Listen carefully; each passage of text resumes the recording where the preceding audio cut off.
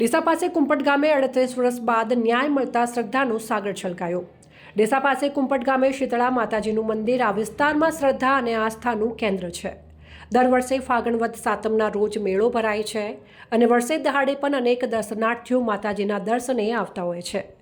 ત્યારે વર્ષ 1988માં શીતળા માતાજીના મંદિરમાં માતાજીના વિવિધ આભૂષણોની ચોરી થવા પામી હતી, જે ચોરીનો 38 વર્ષ બાદ ન્યાય મળતા કોર્ટના આદેશથી ચોરી થયેલા આભૂષણો કુંપટ ગ્રામ્યજનોને પરત મળ્યા અને કુંપટ ગામમાં વાસ્તે ગાસ્તે આભૂષણો મંદિરમાં પરત કરાવતા માતાજી પ્રત્યેની શ્રદ્ધાનો સાગર છલકાયો છે। આ અંગે આ કેસના વકીલ રજુસિંહ સોલંકીએ વિગતો આપી હતી। તે પ્રમાણે કુંપટ ગામમાં આવેલા શીતળા માતાજીના મંદિરમાં વર્ષ 1988માં પૂજારીની હત્યા બાદ માતાજીના આભૂષણો સહિત છત્તરોની ચોરી થવા પામી હતી અને જે તે સમયે ગુનો નોંધાયો હતો, પરંતુ તેની કોઈ ભાળ મળી ન હતી।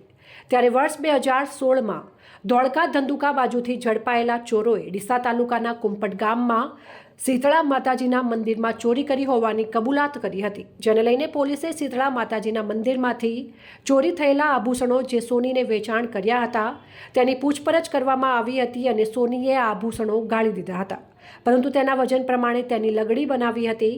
તે પ્રમાણે 400 ગ્રામ ચાંદી અને 400 ગ્રામ સોનાની લગડી પોલીસે કબજે કરી હતી, જે બાબતે કુંપટ ગ્રામ્યજનોએ લાલ ભારતી ગોસ્વામીને અરજદાર બનાવી નીચલી કોર્ટમાં કેસ દાખલ કરતા અને કોર્ટના આદેશ બાદ પોલીસના હકારાત્મક અભિગમ સાથે કુંપટ ગ્રામ્યજનોને શીતળા માતાજીના મંદિરમાં 38 વર્ષ બાદ થયેલી ચોરીનો ન્યાય મળતા કુંપટ ગામના સરપંચ બકુસિંહ સોલંકી, પૂર્વ ડેલિગેટ ગુણવંતસિંહ સોલંકી સહિત ગ્રામ્યજનો આભૂષણો લઈને આવતા વાસ્તે ગાસ્તે ભવ્ય શોભાયાત્રા નીકળી હતી અને આભૂષણોને મંદિરમાં અર્પણ કરવામાં આવ્યા હતા। અમારા ગામે શીતળા માતાના મંદિરમાં 1988ની સાલમાં ચોરી થયેલ હતી, જે ચોરી પોલીસે પકડી લાવી છે અને 38 વર્ષે ચોરી પરત આવી છે અને ગામજનોએ વાંચતે ગાજતે ચોરી માતાજીના ચરણે ધરાવેલી છે। કેટલા દાગીનાની ચોરી થઈ?